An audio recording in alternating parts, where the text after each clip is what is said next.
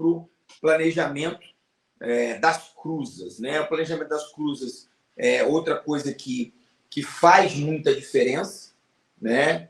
É algo que realmente ajuda muito e que a gente precisa lembrar disso, né?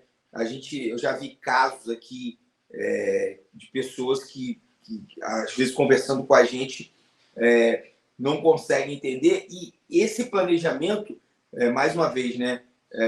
Eu não tirei ele da minha cabeça, não.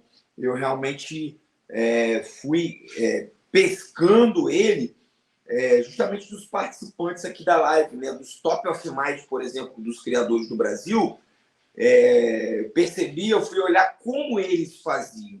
E aí, daí, a gente começou realmente mudar a forma de planejar essas cruzas. A gente até demorou a fazer isso, né? A gente já tem um bom tempo de criação, né? Se eu não me recordo aqui, patroa pode colocar na tela aí, mas deve ter aí mais ou menos uns 8 anos de criação. E a gente começou a acordar quando a gente percebeu que o mercado estava começando a afunilar, o mercado estava começando a se estreitar. Porque se a gente tivesse tido essa visão desde o início, nossa criação hoje já estava em outro patamar, com uma evolução ainda muito maior. Então, o planejamento das cruzes é uma outra coisa que impacta totalmente nos cuidados com a ninhada, né? Eu acho que a gente precisa sempre lembrar do seguinte: criação é evolução, né? A evolução ela é inegociável, né? Não dá para negociar a evolução. Como a gente não tem como negociar, a gente precisa entender que em todas as cruzes, independente dela qual seja, a gente precisa enxergar oportunidades de evolução, né? Essas oportunidades de evolução faz com que a gente consiga planejar melhor essas cruzes.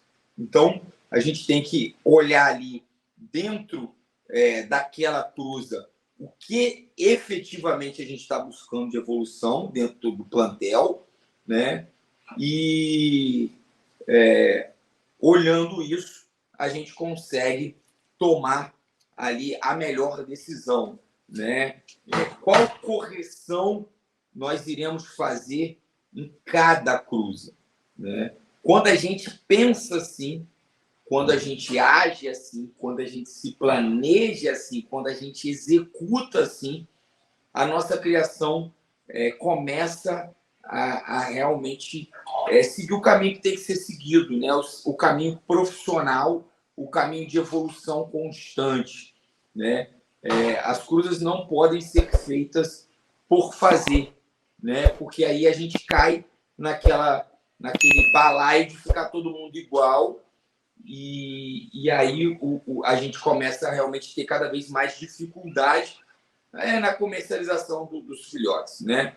A gente tem que lembrar, né, que a criação realmente depende da comercialização, sim, dos filhotes, além da venda de monta, cada um com a sua estratégia.